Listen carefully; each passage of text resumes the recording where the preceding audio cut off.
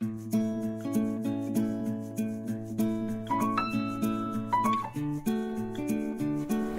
cuerpo es el lugar donde se perciben las transformaciones vividas durante la adolescencia. El peso es una de las principales fuentes de descontento y preocupación de los jóvenes, que está vinculado a niveles de autoestima y adecuación socioemocional. Teniendo en cuenta estas definiciones, en el análisis del capítulo estudiaremos el amplio número de adolescentes que, a pesar de tener un peso normal, se ven o se sienten gordos, y las conductas y comportamientos negativos por su bienestar que realizan sobre la base de esta percepción. Los objetivos de este capítulo son definir diferencias poblacionales entre personas que tienen problemas de peso y personas que perciben tener un problema con su peso. Establecer qué relación y qué consecuencias existen entre pertenecer a una de estas categorías. Establecer diferencias entre los hombres y mujeres respecto a los problemas vinculados al peso y satisfacción del cuerpo. Y proponer estrategias para la incorporación de grupos vulnerables hasta ahora no identificados.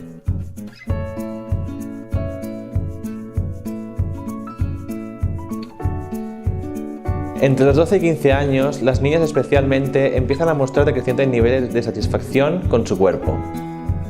En muchas ocasiones, este descontento provoca conductas negativas, como pueden ser consumo de sustancias nocivas para la salud, que derivan en desórdenes de alimentación y trastornos depresivos. Los adolescentes son víctimas de patrones culturales, de belleza y delgadez, influenciados por los medios de comunicación. La falta de satisfacción resulta de la consecuencia de las interacciones sociales, que reproducen y mantienen estos cánones de belleza. En el campo familiar, las relaciones más trascendentales de los adolescentes son las que se mantienen con las familias y su grupo de iguales. Entre todos los estudios realizados, no hay acuerdo sobre el tipo de familia que conviven y la influencia negativa que puede generar en ese aspecto. En aquellas familias que están involucradas en la vida de sus hijos, estos tienen una mayor autoestima, una mejor aceptación de su cuerpo y menores probabilidades de participar en conductas de riesgo. En el grupo de amigos, los adolescentes tienen un objetivo importante: conseguir la admisión y aceptación del grupo. Existe relación entre actividades de riesgo y la presión de los grupos de iguales. El grupo otorga mucha importancia a la apariencia física en sus conversaciones e interacciones. Por otra parte, las experiencias con amigos son clave en el desarrollo de la autoestima y satisfacción del propio cuerpo. La apariencia y aspecto físico es un tema habitual de las conversaciones cotidianas. En el campo de las relaciones sentimentales, estas son muy importantes para los adolescentes y no algo de paso, al contrario de lo que todos podríamos pensar a simple vista. Son una fuente común de emociones fuertes e implicación importante en la salud y el desarrollo emocional de los jóvenes. A medida que se hacen mayores, los adolescentes pasan a tener más proximidad con su pareja que con la familia, lo que es clave en la formación de la identidad y de la percepción corporal.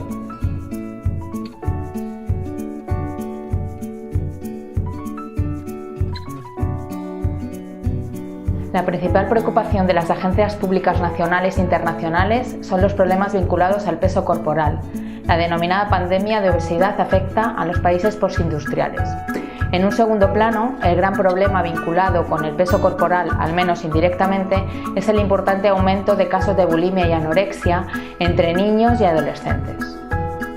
En la última década, se ha producido un incremento considerable en la prevalencia del sobrepeso y la obesidad infantil en buena parte del mundo desarrollado.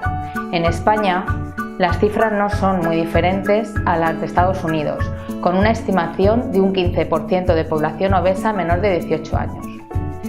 Estas cifras son preocupantes, ya que la obesidad está asociada a diversos problemas físicos, psicológicos y sociales, como estigmatización y marginación. La preocupación por la obesidad, en particular la que afecta a los niños y adolescentes, es un fenómeno extendido tanto en organismos internacionales como a nivel estatal y autonómico. La OCDE afirma que la obesidad se está convirtiendo en el enemigo público número 1 en cuestión de salud en la mayoría de los países desarrollados. La definición del problema de la obesidad tiene un claro pronóstico. Nos encontramos ante una epidemia que plantea graves problemas y desafíos para la salud pública, entre los que destacan el incremento de enfermedades y dolencias y la reducción de la esperanza de vida. Las causas de la epidemia se relacionan con las cambiantes condiciones culturales y económicas, que son generadoras del sedentarismo y consumo de alimentos hipercalóricos.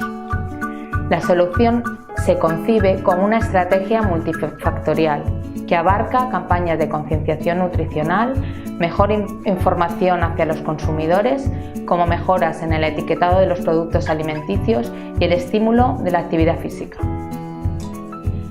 Gran parte de las políticas y actividades europeas contra la obesidad son desarrolladas a través de la Plataforma Europea de Acción sobre Alimentación, Actividad Física y Salud, que comenzó a funcionar en 2005.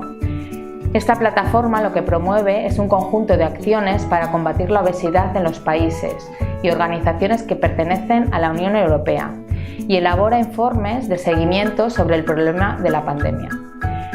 Estas acciones llama la atención el establecimiento del día 22 de mayo como Día de la Obesidad. A nivel estatal, el Ministerio de Salud ha desarrollado un conjunto de programas de lucha contra el sobrepeso y la obesidad en el marco de la estrategia NAOS, Nutrición, Actividad Física, Prevención de la Obesidad y Salud. El objetivo del programa es sensibilizar a la población del problema que la obesidad representa para la salud y reunir e impulsar todas aquellas iniciativas que contribuyan a lograr que la población adopte hábitos básicos de vida saludables.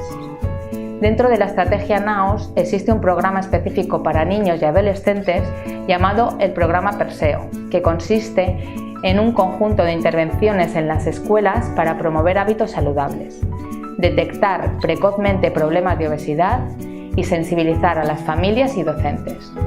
El programa enfatiza la importancia de actuar contra la obesidad entre los menores, ya que un 26% de los niños y jóvenes de nuestro país tienen sobrepeso y casi un 14% son obesos. A nivel autonómico, la Generalitat de Cataluña ha desarrollado un plan integral propio denominado Promoción de la Salud mediante la actividad física y la alimentación saludable. Este plan es pluridisciplinar y multisectorial y tiene como objetivo sensibilizar a la población sobre el problema del sobrepeso y la obesidad, desarrollar acciones informativas y educativas y promover acuerdos y compromisos entre diferentes hábitos para potenciar estrategias de cooperación.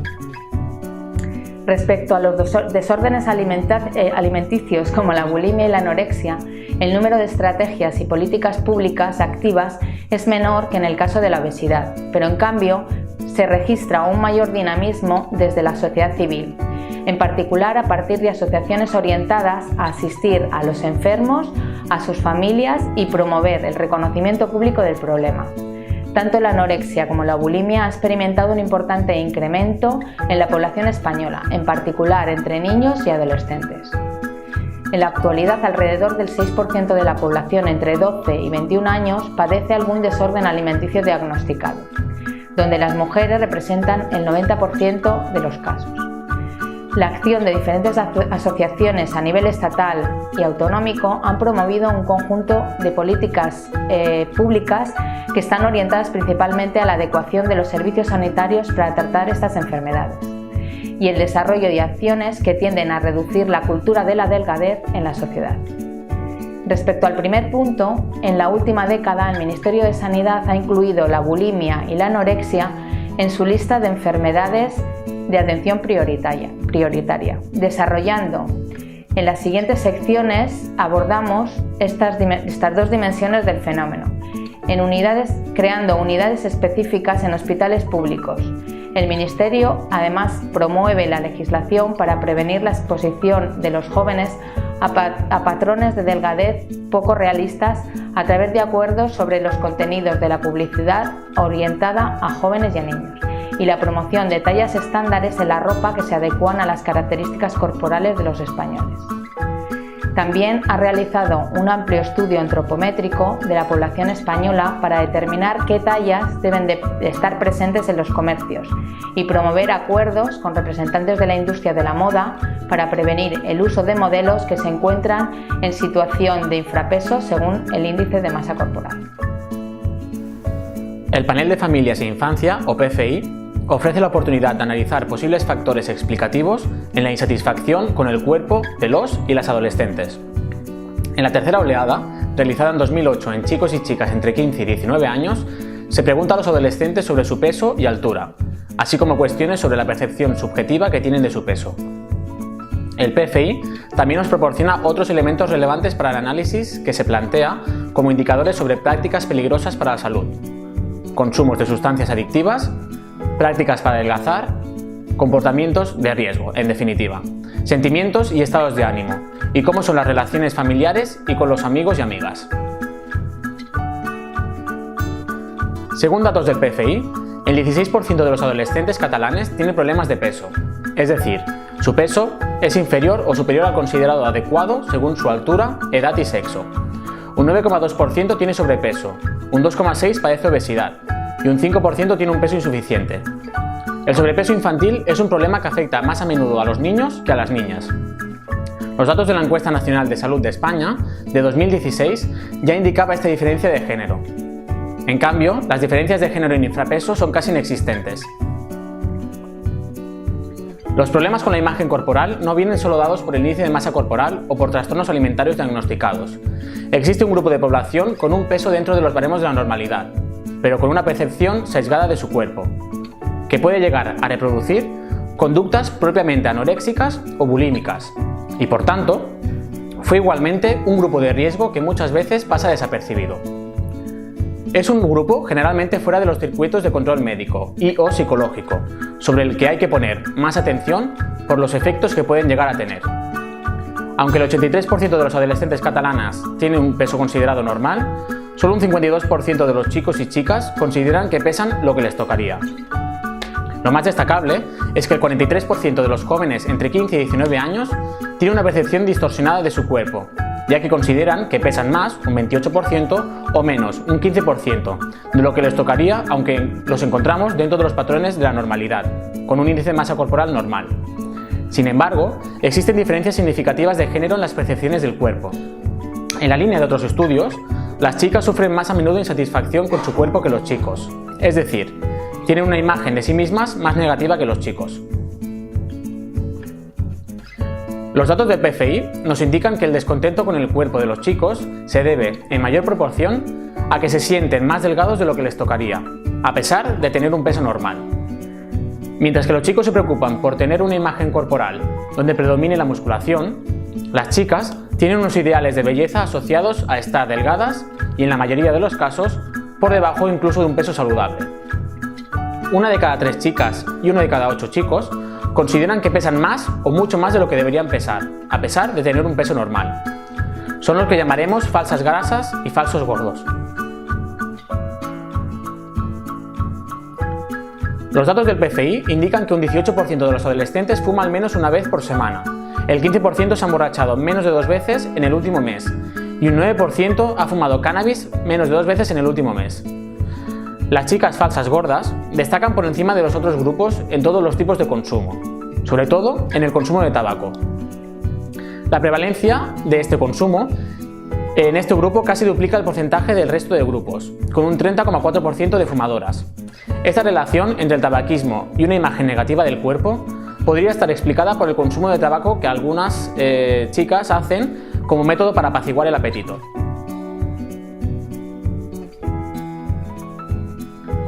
Otros hábitos peligrosos para la salud son ciertas prácticas para adelgazar o perder peso.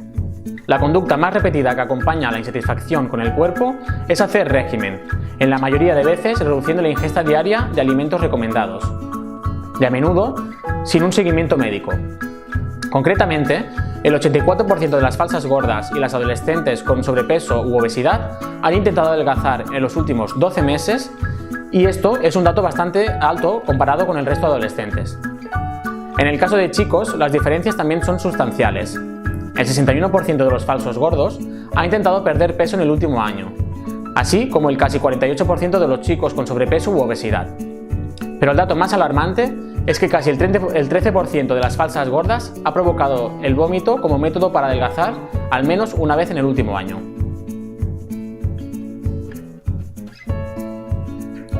La investigación social ha puesto de manifiesto que existe una correlación entre los problemas de autoestima y los comportamientos sociales que implican algún tipo de riesgo para el adolescente. Sin embargo, el estado de ánimo de los adolescentes es un terreno poco trabajado desde las ciencias sociales, si lo comparamos con la atención que se da a los adultos en este ámbito. El 40% de las falsas gordas se sienten a menudo nerviosas, frente al casi 34% de las chicas con sobrepeso y obesidad. En cuanto a sentirse demasiado ocupado para hacerlo todo, los y las adolescentes, con una percepción distorsionada de su peso, también destacan por encima de los otros grupos con un 41,5% de las falsas gordas y un 35% de los falsos gordos, que dicen sentirse a menudo así. Los chicos falsos gordos, por su parte, se sienten a menudo más tristes que los adolescentes con sobrepeso, y el resto, concretamente el doble con un 10,5%, así como también se sienten más solos y cansados. No solo existe una correlación entre insatisfacción con la imagen corporal y comportamientos de riesgo para la salud, también hay una correspondencia entre la percepción sesgada del cuerpo y problemas de comportamiento de los adolescentes que cuestionan o contradicen principios y normas impuestas por los adultos. En el gráfico se observa la incidencia de una serie de conductas asociales o incívicas en los 3 grupos analizados anteriormente: falsos gordos o falsas gordas, jóvenes con sobrepeso u obesidad y resto de adolescentes. Las diferencias de género vuelven a estar presentes. En los chicos los datos son más homogéneos. En cambio, entre las falsas gordas, la incidencia de estos problemas de comportamiento es notoria. Cerca de la mitad de las falsas gordas ha hecho botellón y un porcentaje similar ha mentido a sus padres sobre algo importante. Los problemas de comportamiento por la ruptura de las normas estipuladas por los adultos suele llevar a discusiones entre los adolescentes y sus progenitores. El 42,5% de las falsas gordas discuten a menudo con sus padres por sus comportamientos y formas, mientras que el resto de adolescentes no llega al 30%. En la misma dirección van las discusiones sobre la hora de vuelta a casa y la sensación que tienen del control que les hacen los padres. Entre los chicos, en cambio, siguen sin haber diferencias significativas entre los grupos. Pero, ¿qué hace que un joven adolescente se sienta falso gordo o falsa gorda? ¿Qué lo diferencia de otros adolescentes? Para responder a estas preguntas, el artículo analiza los factores que incrementan el malestar con el cuerpo mediante técnicas de regresión logística. Este tipo de análisis nos permite estimar la probabilidad de que un adolescente sea falso gordo o falsa gorda en función de un conjunto de variables sociodemográficas, así como de tipo relacional con el grupo de amigos y padres. Como en los análisis previos, se ha observado una diferencia significativa entre las chicas y los chicos y se ha optado por hacer los análisis de regresión de forma separada. En referencia a las falsas chicas gordas, se ha valorado la edad del adolescente, el origen de los padres, si el padre o la madre son de origen inmigrante, la media de las notas de las asignaturas obligatorias de la última evaluación y el cálculo con la diferencia entre el índice de masa corporal del adolescente y el umbral que diferencia, en función de la edad, los adolescentes que tienen un peso normal. Como es de esperar, cuando la joven se encuentra más cerca del umbral de sobrepeso, aumenta la probabilidad de que se sienta gorda. La edad es significativa tanto en chicos como en chicas, aunque el efecto es más pronunciado en las chicas. A medida que aumenta la edad, hay más tendencia a sentirse más gordo. En igualdad de condiciones, la probabilidad de que un adolescente de 18 años sea falsa gorda es casi 2 veces más elevada que en una chica de 15 años. Aunque durante la adolescencia la naturaleza de los vínculos con los progenitores cambia sustancialmente, pasándose cada vez más tiempo con los amigos y menos con la familia, las relaciones familiares y los estilos educativos parentales siguen siendo importantes en el desarrollo del niño o la niña, pues condicionan de manera importante la salud y las conductas y actitudes de los adolescentes. En el caso de las chicas, se observa que los hogares más democráticos pueden tener un efecto amortiguador en el malestar con el cuerpo de las adolescentes. A igualdad de condiciones, la razón de probabilidad de sentirse gorda, aunque no lo esté, en un hogar donde las decisiones se toman conjuntamente entre los padres y las chicas, es 2 veces más baja que los hogares donde los padres imponen sus decisiones. Así pues, unas relaciones familiares democráticas pueden prevenir el malestar general del adolescente. Por otro lado, también se han valorado las variables relacionadas con el grupo de amigos. Por un lado, el número de amigos, y por otra, si se ha sentido presionado o presionada por los amigos para adelgazar. Esta última, haberte sentido presionado por los amigos o amigas para hacer régimen para adelgazar, tiene una razón de probabilidad de ser falsa gorda 5 veces más elevada en las chicas que las que no se han sentido presionadas. Varios estudios han remarcado la influencia de las amigas como una fuente potencial de riesgo para los adolescentes. La gran mayoría de las chicas tienen como mínimo una amiga que hace régimen para adelgazar, y a menudo hablan entre ellas del adelgazamiento, lo que se ha llamado el fat talk. Por lo tanto, una mayor atención a las presiones de que los otros adolescentes ejercen pueden ayudar a explicar qué hace a los adolescentes vulnerables al malestar con su propio cuerpo, mejorando nuestra capacidad para detectar y prevenir los trastornos alimentarios entre los adolescentes independientemente de su género.